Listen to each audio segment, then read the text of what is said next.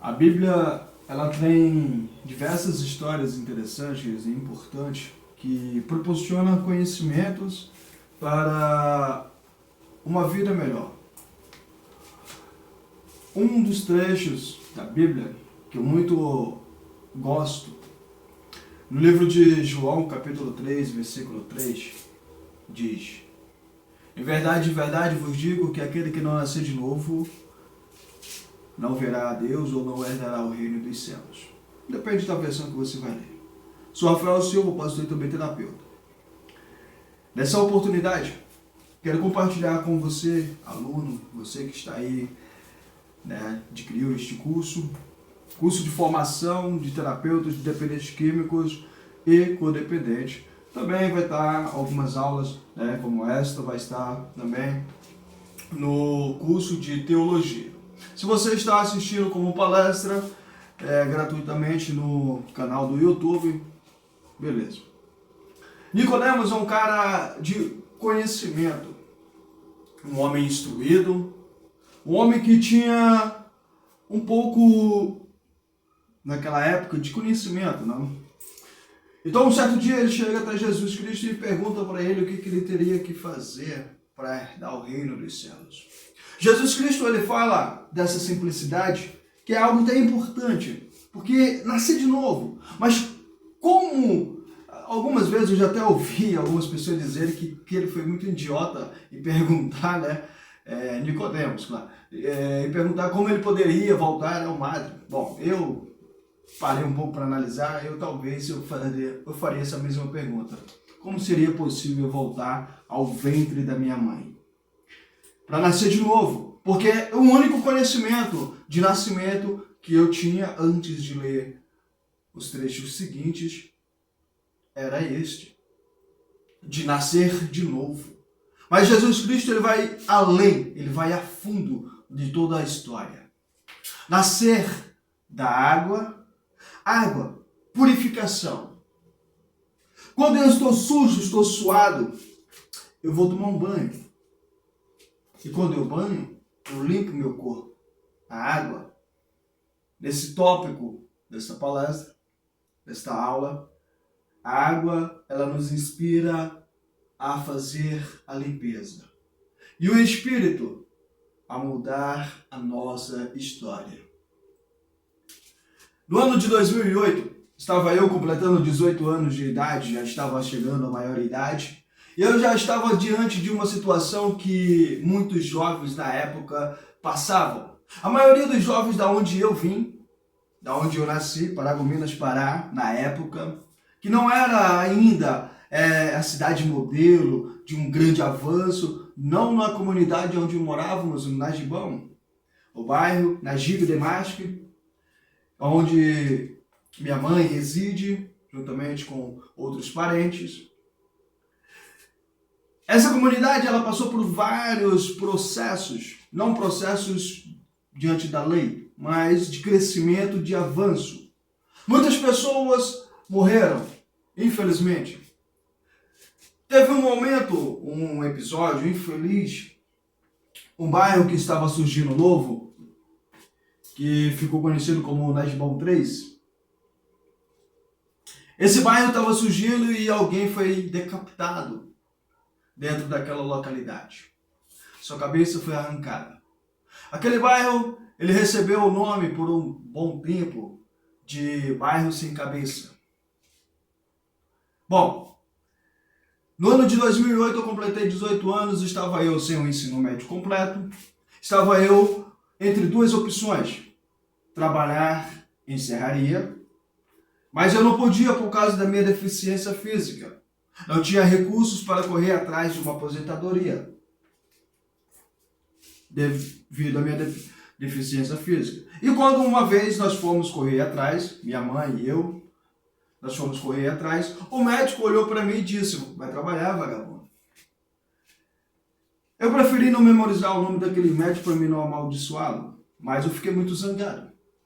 Então eu fui, 18 anos, então eu fui numa firma que estavam abrindo vagas para as pessoas trabalharem, que prestava serviço para a empresa Vale. Na época, a Vale de minério e tal. Então, prestar serviço para ela. Então, quando eu fui fazer o exame, passei em todos os outros exames, passei em todos os outros processos seletivos, menos quando fui ao médico, que era só o check-up final, para poder entrar dentro da firma. E era mexer com plantio, essas coisas. Eu via que não era um serviço tão pesado. Então eu falei, poxa, eu dou conta, eu vou fazer. Quando eu cheguei para fazer o exame, o médico fez uma seriedade de exames. Eu fui o único daquele dia que tive o privilégio, entre aspas, de ser encaminhado daquele hospital particular para um hospital público para fazer um raio-x. Eu estava lá fazendo o exame, o médico pediu para me tirar minhas vestes, fez ali o check-up, fez tudo o que era para ser feito. E aí ele disse, eu preciso que você tire um raio-x. Para poder fazer isso, se eu fosse fazer sem o empurrão do médico, iria demorar meses, porque primeiramente eu iria marcar, iria um processo danado. Infelizmente, alguns hospitais funcionam dessa forma. Então ele ligou para um amigo dele, de lá de dentro, que era o responsável pela parte lá do raio-x. Ele ligou, falando de tal, seguinte, vou mandar um rapaz aí, eu gostaria que você tirasse um raio-x dele aí. Tamo junto? Tamo junto. Aí eu saí do hospital, do particular, coisa lá de exames, e fui para esse hospital, ao qual esse médico que me atendeu também prestava serviço lá. Quando eu cheguei lá, só passei meu nome, a mulher, é por ali. Olha só a moral, eu nunca tinha tido essa moral toda, ela por ali. Então eu fui, quando eu cheguei lá, para me poder, raio-x, o médico pediu, deita aí, por favor, tal. Fez lá todo o processo, o rapaz lá do raio-x. Aí ele coisou, sei que foi uma coisa rápida, não foi uma coisa demorada demais. Beleza. Aí ele falou assim, ó, pode levar. Daí eu levei, cheguei lá, fui atendido novamente pelo médico. Ele falou, cara, você tem que procurar se aposentar ou alguma coisa diferente, porque esse serviço aí não dá pra você não. Quando ele olhou ali o raio-x, ele falou, esse serviço não dá pra você não. Eu falei, mas por quê? Olha só, o serviço lá é pesado. E outro detalhe, você, infelizmente pela deficiência, você não pode fazer esse tipo de serviço. Eu estaria cometendo um crime se eu te mandar pra lá. Infelizmente você não vai poder passar. E eu falei, mas peraí, e o médico falou que eu não podia me aposentar porque eu dava conta de trabalhar. Ele falou assim, qual médico, cara? Eu falei, eu não lembro o nome. Ele falou, se tu lembrasse o nome, eu poderia até te ajudar. Eu falei, poxa, eu perdi uma oportunidade de ferrar a vida do médico que me ferrou. Porque você não dá. Então eu me revoltei. Falei, a partir de hoje eu também não quero nem saber mais de negócio de hospital, essas coisas para correr atrás da aposentadoria, porque existe uma grande burocracia aos quais uns são privilegiados. Infelizmente, alguns são corruptos. Beleza? Tudo bem.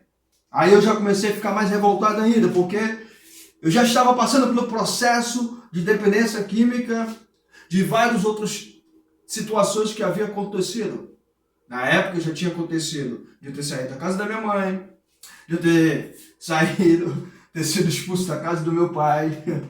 Então, estava ali eu, cabisbaixo, triste, chorando pelos cantos.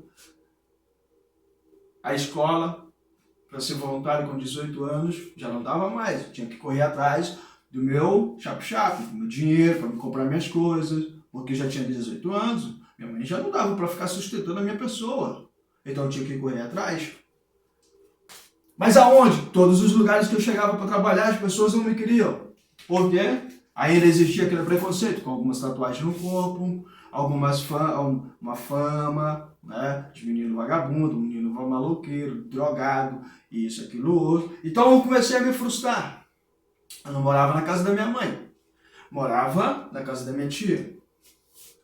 E aí eu comecei a beber bastante. Comecei a beber novamente, de novo, com mais força. Beleza? E aí aquela coisa toda gerou uma certa confusão, porque eu já estava trazendo prejuízos para casa da minha tia, e aí foi um momento que teve que ocorrer uma situação nada agradável. Eu tive que decidir sair de lá. Ela não me expulsou, mesmo diante de todos os problemas que eu levei para dentro da casa dela, ela não me expulsou. E aí o meu tio conseguiu uma casa que ele tinha, que ele morava, e aí ele foi para outra casa dele, e ele permitiu eu morar lá. Mas eu, maluqueiro, né? Não tinha nada. Comecei, então fui, só com a cama que eu tinha, com as algumas coisas que eu tinha, mas me alimentava na casa da minha irmã, que era mais próxima, eu estou na casa da minha tia, que nunca deixou me faltar nada, da Marlene, como eu sempre falei. Às vezes na casa da minha avó, ia lá com o desdro para me jogar um dominó com meu avô, mas às vezes eu ia realmente para jogar dominó com meu avô. E aí nós ficávamos lá e tal, aquela coisa toda. E eu comecei na correria. E aí eu fui trabalhar no material de construção. Um amigo conseguiu a vaga lá, ele trabalhava lá dentro, ele conseguiu para mim. E aí o proprietário, ele fumava um beck e ainda um crack. Então todas aquelas situações começaram a ocorrer. E a frustração. Eu trabalhava como entregador de materiais de construção. Eu não podia carregar um cimento de 50 quilos, mas eu carregava porque não tinha outro jeito. Eu tinha que meter no braço. E aquilo, quando chegava no final da tarde, às vezes eu sentia dores. E isso era prejudicial. Pouco tempo depois eu comecei a mostrar um bom trabalho, boa comunicação e tal, bacana. E o cara começou a gostar do meu trabalho. Uma coisa que eu tinha de diferencial, eu não usava droga com o chefe. Eu aprendi isso há muitos anos atrás. Nunca use drogas com nenhum que esteja num cargo superior que o seu. Porque ele, para te derrubar, é daqui para ali. Beleza, mas esse meu amigo, ele não tinha esse conhecimento. E ele usava droga com o chefe. E o chefe me ofereceu e falou, não, não. Tô trabalhando, não posso. E aí, aos poucos, ele foi vendo toda aquela questão e demitiu o rapaz e deixou só a minha pessoa. Porque eu não me envolvia com aquilo. Mas eu usava drogas. Já estava usando novamente. Principalmente para suportar as dores. Imagina só você carregar um caminhão de areia 2, 3 metros sozinho. Sem nenhum ajudante, com a pá. Colocar 10, 20 sacos no caminhão ou na bicicleta carregueira e levar para algumas localidades, tijolo, sozinho. Chegar no final do mês, ou final de semana, que eu ganhava mais pro final de semana, para ganhar uma mixaria, para dar mal para comprar uma sandália. Mas era que eu tinha conseguido, 18 anos, pô. Eu tinha estudo. Quer dizer, eu tinha estudo, mas eu não era formado, eu não tinha o ensino médio completo. Eu estava com 18 anos. E aquilo ali tudo estava me abalando, estava me destruindo. E aí eu comecei, me lembro que nesse dia eu peguei um certo dia, estando lá em casa, peguei um livro. Eu falei, já chega, estou cansado de todas essas coisas. Peguei o livro da Zíbia Gasparetto. Ninguém é de ninguém. Uma espírita, já faleceu já. E esse livro contando a história de Roberto, um homem empresário que perde tudo, tem uma esposa maravilhosa, mas se torna algo muito destrutivo, um cara ciumento e tudo, aquela questão toda. Então, ao longo do tempo foi passando, e eu ali com uma mentalidade de crescimento, mas não nada estava funcionando. Nada. E aí eu fui demitido do trabalho. Ocorreu que eu fui demitido. Infelizmente. E agora? O que fazer? E aí eu tive que voltar para a escola de novo, ser voluntário. Voluntário. E aí uma semana depois eu falei, eu não vou para a escola mais não. Vou fazer outra coisa. Vou tentar fazer outra coisa. Eu tenho que arrumar alguma coisa. Beleza? Tentei várias e várias vezes. Até trabalhar numa loja, vendendo sapato. Primeiro dia de trabalho voluntário. Ainda por cima, trabalho voluntário. Primeiro dia eu vendi um sapato, na época, R$50. Caríssimo. Eu conheci o rapaz, um gaúcho, amigo do meu pai, da família. E ele entrou na loja que eu estava. Eu não sei se digamos, foi Deus que enviou. E aí, primeiro dia de voluntário. O pior de tudo que o rapaz que era para atender ele falou que não queria ser atendido pelo rapaz. E o rapaz era quase gerente da loja. E aí ele falou, não, eu quero ser atendido por aquele rapaz ali. Ele me viu com o uniforme, né, da loja. Eu quero ser atendido por aquele rapaz ali. Meu Rafael! Mas ele não falou assim igual eu tô falando, né? Falando lá do estilo gaúcho. Ô, piá! E aí eu fui lá onde ele lá, vendi o sapato pra ele, e o cara ficou bufando. Porque era dele a venda e a comissão. Ele ia ganhar por comissão. E eu tirei a comissão dele. Porque, infelizmente, nem eu e nem ele ganhamos. Beleza. No dia seguinte, quando eu fui trabalhar, eu fui demitido. Voluntário, fui demitido como voluntário. Fiquei muito puto, muito bravo. Novamente trago aqui a expressão puto. E aí eu fiquei bravo demais. Poxa, como é que pode? O cara me demitiu. Eu vendi um sapato que o cara... Eu fiquei muito bravo. Mas fui demitido. Beleza. Então, estava eu no dia da bicicletinha, pensando no que fazer, de trabalhar em alguma quebrada, de alguma coisa, de sumir no mundo. Porque nada estava funcionando, então de começar a montar a minha própria quadrilha para eu poder começar a ter assaltos. Mas eu pensava muito na minha mãe, por isso que eu não... Por isso que todas as vezes que me chamavam para meter assalto, eu falava não, porque eu pensava muito na minha mãe. Então estava eu sentado na bicicleta em frente do clube de festa, estava lá, de repente aparece um tio distante, na realidade é pai da minha prima, que não tem nenhum vínculo de sangue, mas já é pai da minha prima e era marido da minha irmã, ou da minha tia, que é de sangue, a tia é de sangue. Beleza, e ele apareceu e falou, você fala onde é que vende crack? Eu falei, cara, acolá. Eu não usava o crack na época, mas eu sabia onde vendia. Todas as bocas dentro da comunidade eu sabia onde tinha um. E aí ele falou, bora lá. Eu falei, vamos. E aí eu levei ele lá, chegamos lá, começou a usar. E aí tava uma galera lá que eu não conhecia, que eu ia dar uma de caretão. Eu já tinha ouvido falar que não era para me usar. Eu já vi muitas coisas acontecer. Mas mesmo assim, eu estava lá no meio. Então, colocaram para mim, eu acendi, fumei. E aí, tudinho, bacana e tal. Mas me resguardando da minha mente e tal. Beleza, chegou um certo momento eu falei, opa, tá na hora de ir embora. Falei, ó, tô saindo fora. Aí pra mim não dar uma de caretão, eu falei, eu vou levar esse pedaço aqui pra mim. Beleza? Tamo junto? Tamo junto. E ó, zarpei.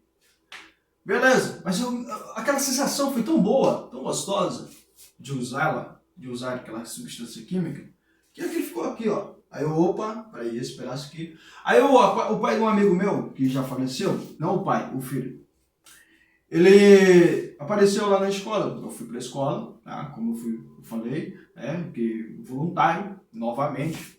E aí eu tava lá na escola, lá conversando com a minha mãe, ele apareceu e eu falei, ó, tem uma parada pra tu. Aí beleza, fui lá, conversei com ele, passei a parada pra ele, me livrei do cara. Falei, não quero isso na minha vida. Beleza? Então eu comecei a lutar. Preencher currículos, levar em empresas. Minha mãe entrou em contato com pessoas que ela conhecia e nada. Nada. Parecia que todas as portas de emprego tinham se fechado para mim. Só para mim ficar na escola. E eu lá na escola. Eu não tinha para onde ir. Pelo menos lá na escola tinha um lanche. E aí eu comia. Então, não passava fome. Porque minha mãe estava lá dentro, ela me dava. E quando à tarde, que não era ela, era outra servente, também era conhecida, ela também me dava. Então, beleza, não tinha, pelo menos o alimento eu tinha. Aquele procedimento foi indo, e eu me frustrando, me enraivecendo, ficando com raiva, mais raiva ainda, e eu morando sozinho, numa casa, que nem minha não era. Não tinha o alimento, tinha na escola, mas não em casa. E aí eu comecei a fazer pequenos furtos. Na época tinha um passe escolar, e eu furtava uma certa quantidade e vendia. Eu traficava os passes, revendia. Quando chegava lá, as cartelas assim com vários passes, tinha algumas pessoas que furtavam também, que não era só eu. E aí quando quando começaram a descobrir que eu também, eu tava vendo, né? Eles furtando, aí começaram a dividir comigo, compartilhar e tal. E aí nós começamos uma máfia, vender. Só que aquilo ali não tava legal. Tava faltando algo. Foi aí que eu comecei a comprar o crack. Aí eu comprei o crack sozinho e comecei a usar sozinho. Anestesiar aquela dor de fracasso, de ser uma pessoa fracassada. Só que eu falei, eu nunca vou ser viciado, nunca vou ser dependente. Assim como fulano, ciclano, beltrano, e apontando para outras pessoas. Esse meu amigo que faleceu, que me mataram ele, uma vez eu falei para ele, falei, cara, para com isso, mano. Para com isso, não usa esse bagulho não, tá doido, é? Usa maconha, irmão. Usa maconha, para de usar esse negócio de crack, tá doido? Vivendo aí igual um mendigo no meio da rua. Porra, mano. Você tem uns palavrão pra ir lá e falei, pô, velho, quer vergonha na sua cara, rapaz? Pô, eu te conheço de infância, irmão. Dividimos uma namorada junto, agora tu tá aí nessa coisa. E ele ficou só me olhando assim, ó. Me olhando assim, Só que, pô, a amizade, ela é importante e crucial, cara. Beleza, o tempo foi passando e eu me viciando aos poucos. Aos poucos eu tava começando a me tornar um dependente. E eu não tava nem percebendo, porque todas as vezes que eu sentia frustrado, decepcionado por falta de emprego, eu ia lá, pum.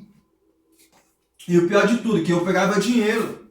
E ao invés de eu investir, me tornar um vendedor, uma coisa assim semelhante, não, eu ficava me decepcionando comigo mesmo porque eu não conseguia um emprego, porque a meta era conseguir um emprego, porque eu só conseguia alguma coisa se eu tivesse emprego, se eu tivesse minha carteira assinada, se eu estivesse lá trabalhando e no final do mês tivesse meu salário, aquela coisa toda, mas eu não podia ter a capacidade, a mentalidade de comprar umas coisas e começar a revender. Não, porque eu era era o quê? Uma pessoa negligente, falta de conhecimento, exato. Uma pessoa que não tinha capacidade de ver que eu tinha dinheiro e eu tinha uma maneira de vender. Não. Revender algumas coisas. Não. Só começava a culpar. Culpar o meu pai, minha mãe, família, a mim, Deus. Todo mundo era culpado. Todos. E a maioria era todos menos eu. Certo dia já estava eu viciado. Me lembro que as minhas roupas já não serviam mais porque caíam todas de tão magro que eu já estava. Usuário compulsivo. Celular. Naquela época não era celular digital como essa. Celular que eu pegava. O que mais? Som, DVD, aquele aparelho DVD. Ixi. E eu comecei a fazer a troca pela droga. Comecei a acabar, a destruir. Um dia, me lembro de um dia, que eu peguei a bicicleta do meu irmão novinho, a Monark, que o meu avô havia comprado para ele. O meu avô ainda estava em vida, meu irmão também. Havia comprado para ele porque ele queria muito uma bicicleta para vender chopp. Chopp lá na minha cidade lá é o geladinho em algumas cidades, né, alguns estados, din-din em outros e assim sucessivamente. É um suco colocado dentro de um coisa. Minha avó fazia de fruta e umas coisas muito bacanas, muito gostoso mesmo. E esse meu irmão ele era empreendedor, ele era um cara cabeça, vendia mesmo, ele pegava ali, isopor, enchia e saía no mundão para vender. E quem olhasse torto para ele não tá nem aí. Ele vendia mesmo, vendedor mesmo. Ele chegava lá nos lugares lá, as pessoas gostavam dele. Em alguns lugares tinha até o apelido de galego. Ele era branquinho, alvinho. Beleza. Cara muito cabeça mesmo. E aí eu peguei a bicicleta dele, tava dando um rolê, com a permissão dele. E eu fui na boca. Já estava fissurado todo para usar substância química. Estava fissurado mesmo. E aí fui na boca. Só que o rapaz lá, Ele me conhecia, e conhecia meu irmão, conhecia minha família. E aí eu cheguei lá e falei, cara, deixa essa bicicleta empenhorada aí, não dá tanto aí. Ele falou, não, velho, vai pra tua casa, tá cheio. Vai pra tua casa e nem é pra levar essa bicicleta pra nenhum outro lugar. Essa bicicleta não é tua, é do teu irmão, tá? Vai pra tua casa. O cara me deu foi uma bronca mesmo. Ele não falou assim igual eu tô falando não, ele falou foi bravo lá comigo. E eu peguei a bicicleta e fui na outra boca, que não era besta nem nada, tava fissurado, doido. E aí eu fui na outra boca, o cara aceitou a bicicleta e deixei empenhorada lá. No dia seguinte, de madrugada, praticamente tava lá. Mãe! Mãe! Batendo na porta da minha mãe lá, assustada, lá, desesperada. O que foi? Falei, mãe, é o seguinte, eu deixei meu documento empenhorado lá e o cara tá querendo me matar e eu tô devendo tanto. Naquela época, com R$5 eu conseguia comprar uma certa quantidade. Minha mãe foi lá, pegou o dinheiro, me deu e eu fui de novo. Peguei a bicicleta do meu irmão e aí já peguei a referência, como que se diz, a referência. Tá. São episódios, eu tô falando do crack, que ocorreram. Episódios nos quais são destrutivos. Episódios que me deixaram de uma forma tão destruída, que me proporcionaram momentos nos quais a desistência era melhor do que tentar parar de usar. Naquela época, com 18 anos. Então, chegou um período que eu fui ameaçado de morte. Pensei o seguinte, já estava sendo malandro eu, já estava no relacionamento, não tinha dado certo. Já falei nesse episódio, mas vou repetir um pouco. Consegui um contrato na escola, de ficar lá como voluntário, de furtar algumas coisas, consegui ali ser contratado. Recebia em cheque na época, e aí pegava lá o dinheiro, né? Pegava o cheque, ia trocar em dinheiro e tal. E estava num relacionamento que não deu certo, ao qual eu cometi a mancada de não saber valorizar e tudo. Então, todo aquele procedimento das coisas, eu cada vez mais me afundando na substância química. Meu tio, ele aos poucos foi querendo construir a casa. Era uma maneira de me dizer assim, sai fora, cara. Tu tá destruindo tua vida, tá destruindo a família, tá acabando com tudo. E antes que tu venda ou troque a minha casa, dá licença, porque é dos meus filhos. Eu dou a razão. Só não dou a razão da seguinte forma, ele poderia ter falado pra mim. Mas tudo bem. E aí estava eu já desesperado, sem saber para onde ir, porque realmente eu estava muito caótico.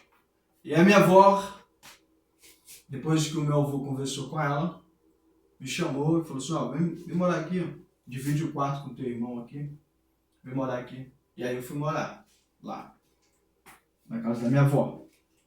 E nesse período, a minha avó ela chegou comigo, depois que eu terminei o contrato lá da escola, ela chegou comigo e falou assim, ó, por que tu não pega a bicicleta, vai vender chopp? E eu morto de vergonha. Pegar a bicicleta, sair com isopor cheio de chopp no meio da rua, as pessoas me chamaram de chopeiro, aquela coisa toda. Aquilo ali era humilhante pra mim. Mas eu fui. Tinha algo que fazer. Aí ela falou o seguinte, vamos fazer da seguinte forma, você e eu e você. Você vai com isopor de chopp, você vende. E eu sabendo fazer pastel, ela falou assim, ó, tu faz o pastel, eu vou comprar o material, tu faz o pastel. Olha o que a minha avó fez. A minha avó me ajudando, cara. Eu vou comprar o material dos pastéis, tu faz o pastel, tu vende o pastel, o dinheiro do pastel é teu e o dinheiro do chopp é meu. Eu não quero um centavo do pastel, mas eu quero todo o dinheiro do chopp. Eu fazia pastéis, eu fazia em média de quantidade, a unidade dos pastéis, eu fazia 50 pastéis. Vendia 50 centavos. Dava mais dinheiro do que o shopping que eu levava. E eu vendia tudo. todos os chopos e todos os pastéis. Eu comecei a todo dia ter um dinheirinho, ó, no bolso. Ela ajudava a comprar um óleo para fazer fritura. Todo o dinheiro era meu. E a minha avó bancava ainda o óleo, o material, tudo. E eu, ó, só embolsando. E todos os dias eu já estava começando a chegar em casa com dinheirinho.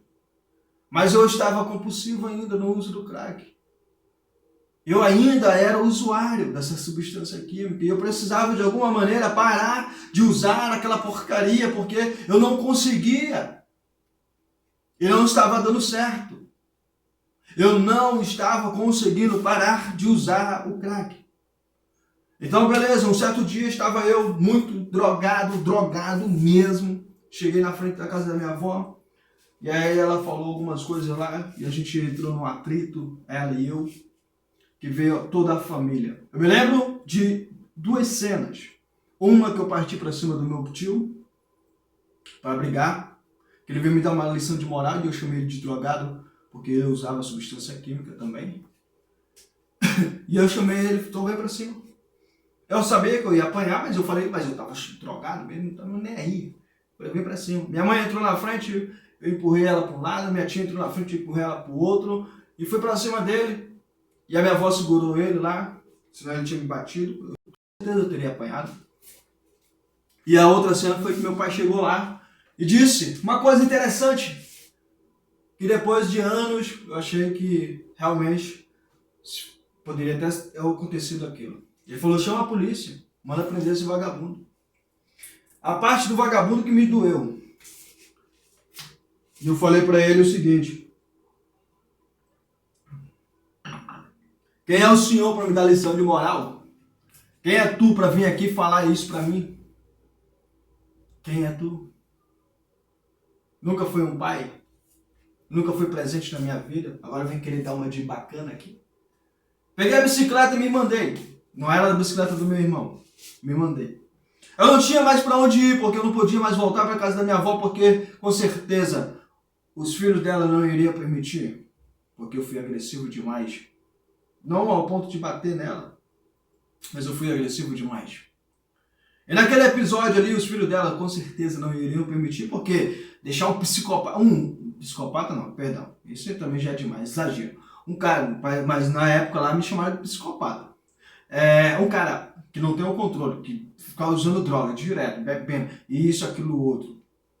Ali, poxa, sacanagem. Então, só que eu não bebia muito como eu usava o crack, porque naquela época. Então eu peguei a bicicleta e fui para o rumo da casa da minha mãe. Eu não sei porquê, mas todas as vezes que eu estava decepcionado com alguma coisa, meu destino era a casa da minha mãe. A casa da minha mãe, ela fica próximo da BR-010, da estrada onde passam os carros que vão para Maranhão, Belém e várias outras localidades, São Paulo e tudo mais. Beleza. Estava eu sentado no meio-fio, que é um canteiro que fizeram lá. Estava eu sentado, estava assim, ó, mais ou menos assim. E eu pensando, e aí eu olhei uma distância longa, tem uma torre lá, próximo lá, e próximo daquela torre, dá para ver tudo assim, próximo dessa torre vinha um caminhão, e tinha um amigo, mais ou menos uma distância, que com certeza, pela física, ou sei lá pelo quê, o caminhão ia chegar primeiro. E esse amigo estava uma distância bem longe, mas não mais longe do que o caminhão. Estava longe. Então, ou seja, como ele estava caminhando, com certeza o caminhão vinha mais porque a velocidade do caminhão. Beleza, esse amigo estava conversando com uma ex-namorada dele lá, e esse amigo estava conversando com ela.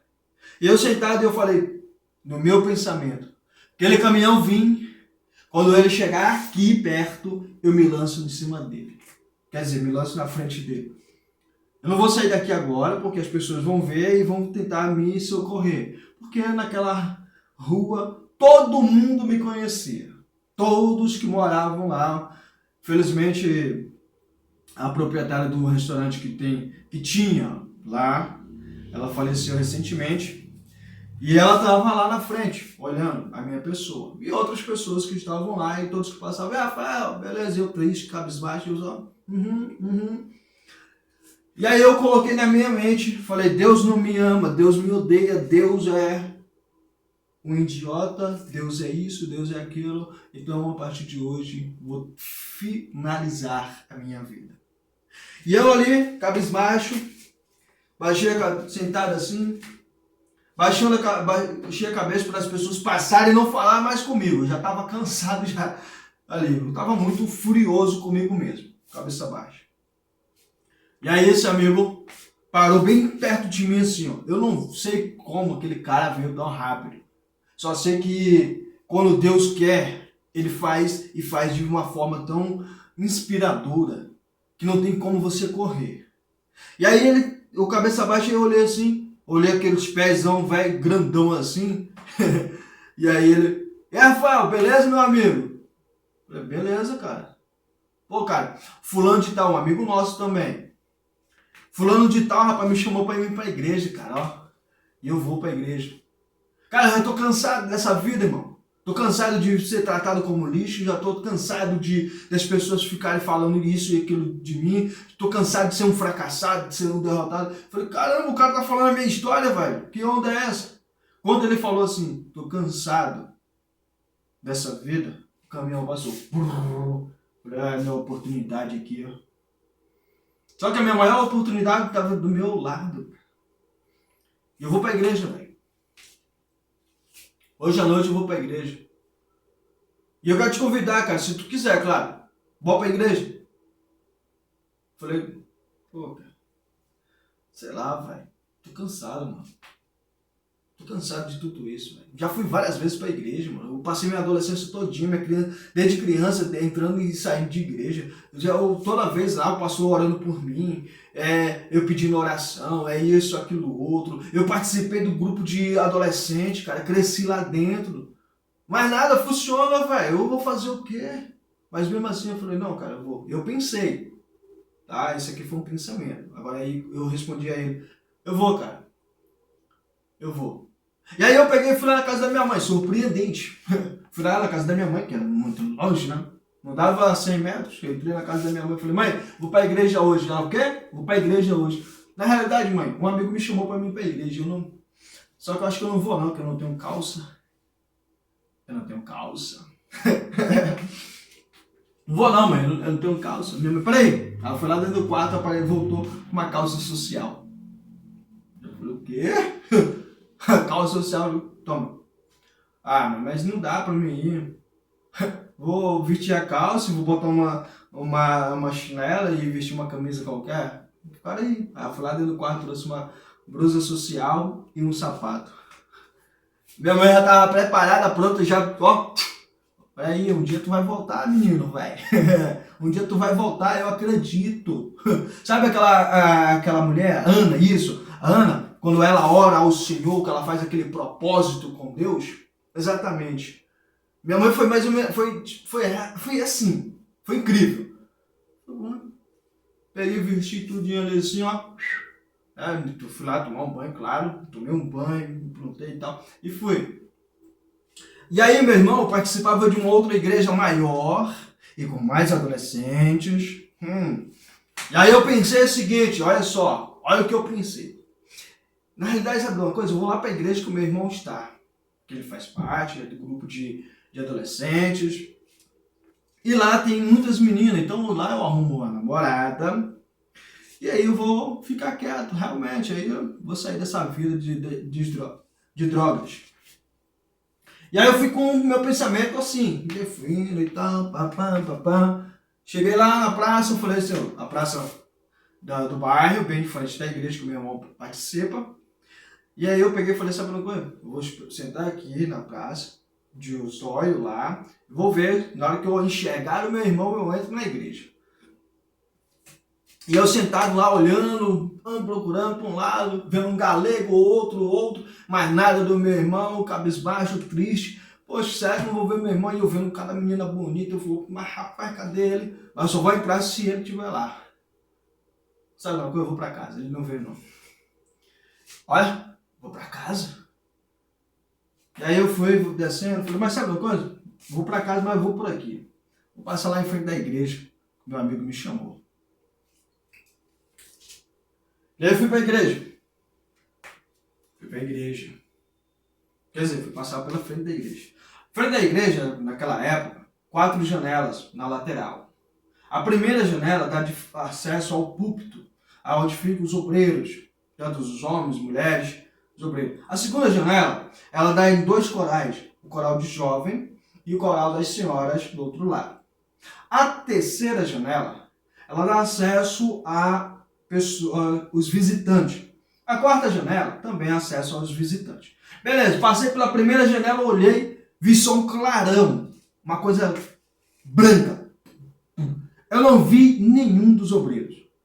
Nenhum. E todas as vezes que passasse lá, dava para ver qualquer um. Na segunda janela, dava para ver a cabeça dos jovens sentados de costa, as meninas, as senhoras do outro lado, mas eu não vi ninguém, só o clarão. Terceira janela, novamente, dava para ver as pessoas, mas eu não enxerguei ninguém, só o clarão. Na quarta janela, parece até brincadeira, um clarão e a cabeça do meu amigo do outro lado. Falei, não.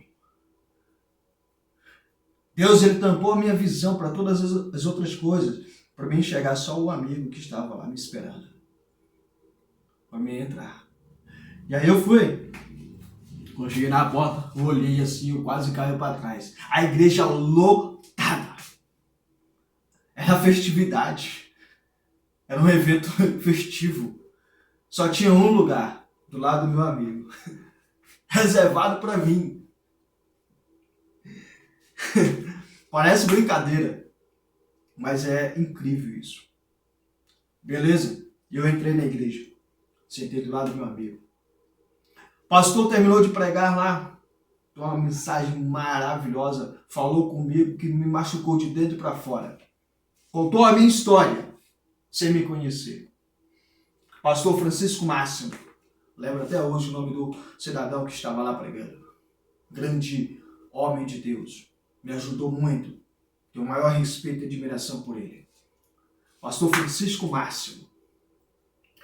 Quando ele terminou de ministrar, ele disse assim: aqueles que querem aceitar Jesus, vêm aqui à frente.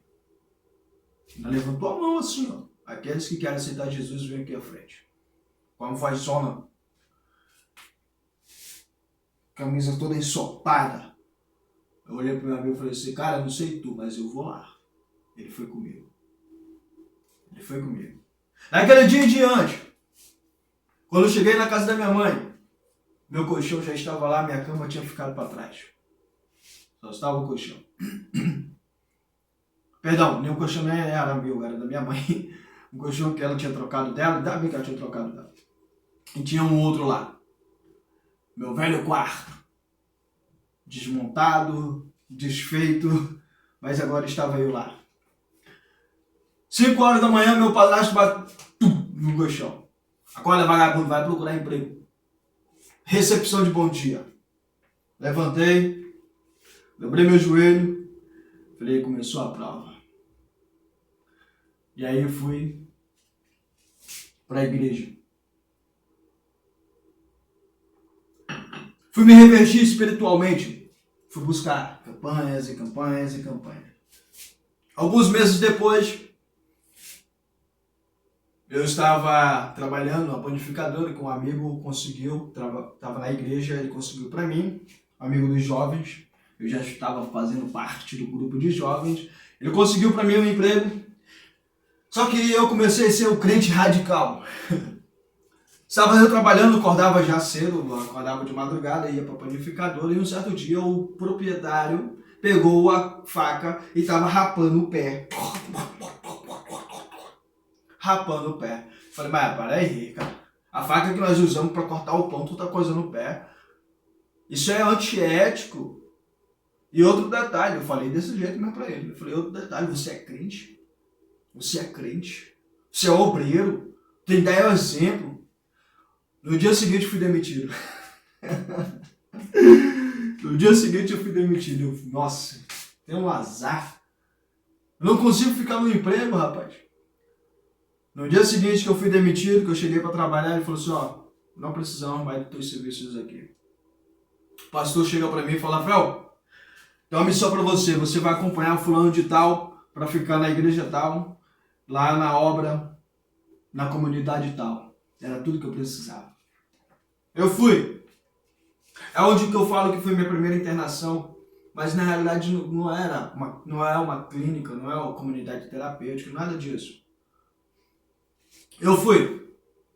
Estava eu ainda no processo de libertação das substâncias químicas, desde o cigarro, bebida, a maconha e principalmente o crack, porque era a única droga que eu estava preocupado porque eu estava fazendo uso compulsivo. Mas nesse período que eu estava, não deu certo. Não deu certo de eu continuar usando, graças a Deus. Então estava eu lá nessa comunidade, juntamente com o irmão Francisco Clebson. Então eu tenho uma amizade com os Franciscos. Tem o Francisco que é meu tio, que me ajudou a beça também. Francisco Clebson, Francisco Máximo e o pastor Francisco Wilson, que também foi um grande exemplo para mim como pastor. Beleza, estava eu com o Francisco Clebson lá na casa dele, essa comunidade. A esposa dele ficava dentro do bairro, porque ela trabalhava na empresa lá. E o seu filho também, da mesma idade que eu, também trabalhava por lá, que é o mesmo amigo que havia convidado o outro amigo a ir para a igreja. Então eu comecei a ficar responsável pelos adolescentes que estavam dentro da comunidade. Nós tínhamos uns 2 adolescentes, porque era longe. A casa mais próxima da igreja tinha 100 metros mais ou menos, só que era do irmão Adonias, da irmã, me esqueci o nome dela agora. E as casas mais próximas mesmo assim depois dessas, ela ficava mais ou menos 2, 3 quilômetros. E a estrada de chão, buracada, cheia de lama quando chovia, é uma coisa louca.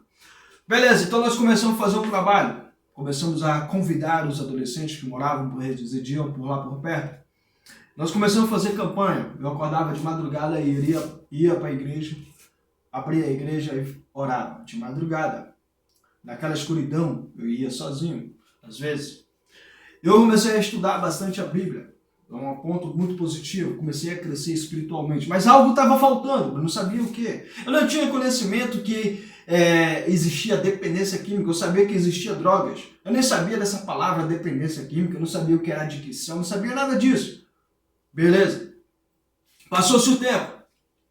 Teve uma garota que eu pedi ela em namoro, seus pais não aceitaram porque souberam da minha fama do anterior. Essa garota, eles não aceitaram ela namorar comigo porque me consideraram fracassado e tal, e que eu era usuário de drogas. Beleza, aquele preconceito. Ela, não vou contar a história dela, é a minha história. Dentro do uso da substância química e a superação. Beleza. Passou-se o tempo, eu voltei para casa da minha mãe. E aí o pastor concedeu uma casa da igreja para me ficar, então eu fui para lá. Eu comecei a montar o meu empreendimento como pintor, pintando casas. Eu comecei a trabalhar nessa questão. Lembra do Raimundo que eu falei anteriormente? Exatamente. Foi o primeiro homem que teve coragem de proporcionar a oportunidade para me aprender a emassar uma casa. Ele me convidou para emassar a casa dele. Quando ele soube que eu estava fazendo o trabalho como pintor, ele falou, cara, eu quero emassar a parede da minha casa. Eu não posso te pagar o valor X porque você está iniciando, mas eu quero te dar a oportunidade de tu aprender. Eu falei, beleza. Eu sabia pintar, passar o rolo, aquela coisa toda, mas eu não sabia passar a massa corrida, a massa acrílica, eu não sabia. Então ele me deu a oportunidade, eu fui. Ele me ajudou. Ele pegava lá, olha, é assim, vamos lá, nós dois e tal, aquela coisa toda. Me deu a oportunidade. O mesmo homem que me deu a oportunidade anteriormente, me deu novamente outra oportunidade. Comecei a fazer aquele trabalho. Quando eu terminei, consegui outro e assim fui indo. Comecei a empreender dentro da comunidade, comecei a ter alguns clientes. Aí veio o período que eu comecei a trabalhar com um rapaz, e eu peguei o serviço junto com ele, e ele passou a perna na minha pessoa. Só que ele me deu uma oportunidade, que quando eu saí da casa lá da igreja, eu aluguei uma casa, porque eu falei, pô, vou alugar uma casa e tal, vou morar lá e vai dar certo. Tá na hora de eu começar a seguir. E aí eu pedi para sair da igreja e fui para casa, aluguei. E aí eu comecei a verificar a dificuldade, porque agora ele estava sobre minha conta. Quando eu trabalhando, chegava em casa, algumas vezes entraram dentro da minha casa, furtaram objetos meus, e a mulher pediu a casa, e eu não tinha para onde ir. E agora, para onde ir? E aí foi que esse irmão me cedeu um quarto na casa dele, juntamente estava ele, a esposa dele, as filhas dele, tudo. Ele concedeu a mim um espaço para mim morar, e eu fui morar. E nós fomos fazer um trabalho juntos, eu e ele. E nesse trabalho que nós fomos fazer, ocorreu uma situação desagradável. Nós pegamos o serviço juntos, ele tirou da minha parte um valor aproximadamente quase R$2.000 e me deu só um dinheiro mínimo. E eu fiquei muito bravo porque era para ser dividido de igual para igual. De igual para igual. Ele falou, não, mas eu peguei o serviço de carpintaria. Eu falei, não, o serviço que nós pegamos foi junto. Eu peguei o serviço, eu te convidei. Foi eu que peguei o serviço e eu te convidei. E nós combinamos de fazer sociedade. Mas já que você está agindo de má fé, trabalhe sozinho. E foi embora. Nisso eu conheci uma garota pelo telefone. Aqueles antigos, lanterninha.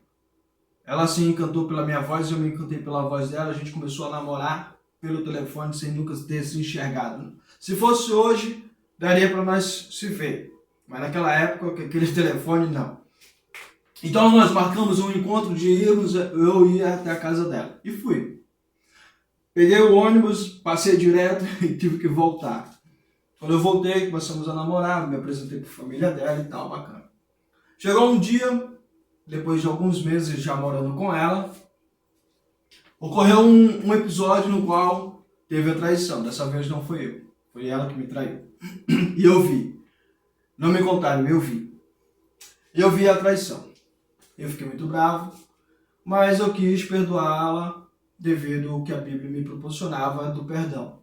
Mas ela também me dava o respaldo de haver a separação, porque a Bíblia me dá esse respaldo. E eu quis tentar, e ela não quis mais.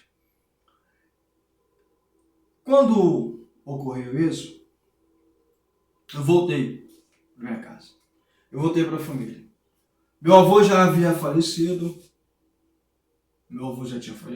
Ela tinha me acompanhado, nós tivemos a oportunidade de morar juntos lá. O meu avô conheceu ela e tudo, mas não deu certo. Tá? A traição que ocorreu não foi só culpa dela. Não adianta querer dizer que a culpa foi só dela, não. Eu dei motivos. Muitas coisas eu errei. Porque quando você entra num relacionamento, é fácil dizer que o fulano de tal te traiu. Mas difícil é reconhecer aonde você faltou. O que aconteceu, por que aconteceu. Então, muitas coisas aconteceram. E eu, com certeza, muitas das coisas eu contribuí.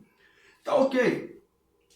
Então, estava eu ali, diante de todas aquelas questões. O que eu precisava fazer? Mudar. Meu avô havia falecido, então eu voltei e falei, agora. Aí eu tive que voltar para a escola. Voltei para a escola para terminar o ensino médio. Eu consegui, a minha mãe conseguiu, novamente minha mãe conseguiu, para mim trabalhar na escola, no programa Mais Educação, dar aula. E eu fui. Ano 2014, eu terminei o ensino médio. Foi o ano que meu primo morreu, no acidente de moto. Pouco tempo depois, tendo passado por essas situações, eu comecei a usar o crack novamente. Eu comecei a voltar a usar o crack novamente. Foi no Natal, estava eu com a minha família, e aí eu saí para dar uma volta com meus sobrinhos, E meu sobrinho brincando numa certa distância e eu atrás, observando, eu fumei o crack novamente. Ali começou o inferno novamente. E aí eu comecei a destruir tudo, ao ponto de ir na escola, como funcionário, já não tinha mais aquela responsabilidade, já não estava trabalhando como era para ser trabalhado, comecei a fazer tantas coisas absurdas, terríveis. Então, vou resumir mais um pouco aqui para a gente finalizar.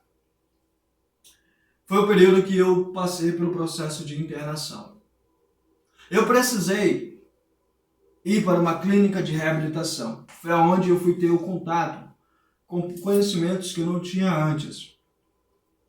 Conhecimentos quais o que é dependência química, o que é adicção, como trabalhar terapeuticamente para dar essa alavancada, o que fazer para ajudar a família a contribuir para a sobriedade. Então são processos que ocorreram. Então é onde eu vejo uma parte que é interessante. Às vezes as pessoas acham que só ir para a igreja resolve o problema. Não. Por quê? Quando a pessoa deixa de ir para a igreja, ela volta e volta com mais força. Por quê? Mas é os demônios. Beleza, tem essa parte espiritual. Mas tem a parte das quais ficam para trás.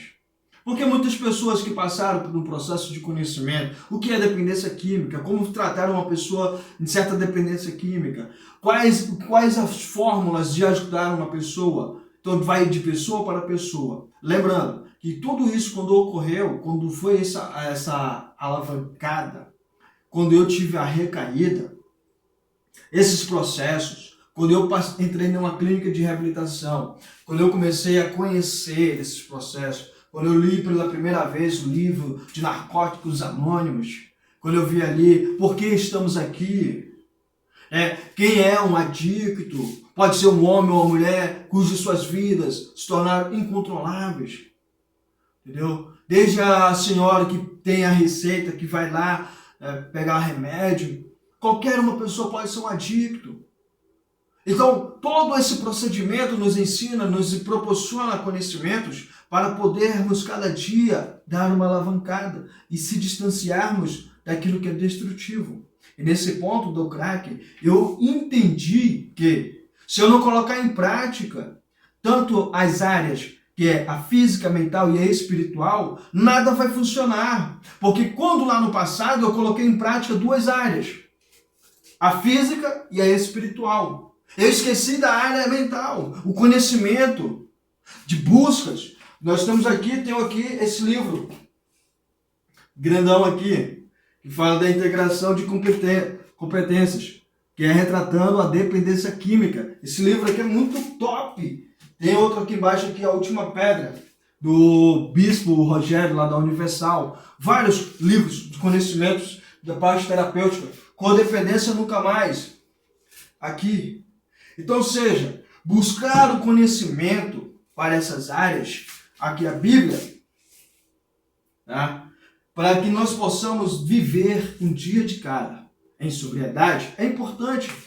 O passo mais importante de todos é buscar interagir nas três áreas. Não adianta querer, não, vou usar só a espiritual. Eu tentei, não deu certo.